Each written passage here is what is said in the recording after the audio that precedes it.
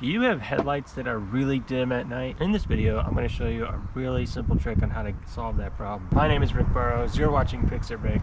Let's get into it. Okay, so what we're going to do is use this wipe kit to get rid of all of the bleach stains from the sun. So opening up the kit, you're going to find a microfiber cloth. Inside the bag, you're going to find this little scrubby. It has two sides on it. What we want to do is we want to dip it in water. We're going to use the green side to polish off the hazy layer. Flip it over on the gray side to polish off. Thank God for cats. If you want to see more videos with him in there, hit the like button and subscribe to Fix It Rick.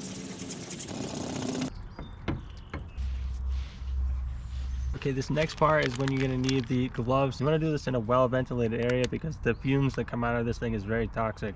Open it, and then, oh yeah, that stuff is really toxic. All right, so you can see just how clear everything looks on this side compared to the other side where it's very foggy, it's very dirty. All right, so now we're gonna do the same exact thing on this side, starting with the green side.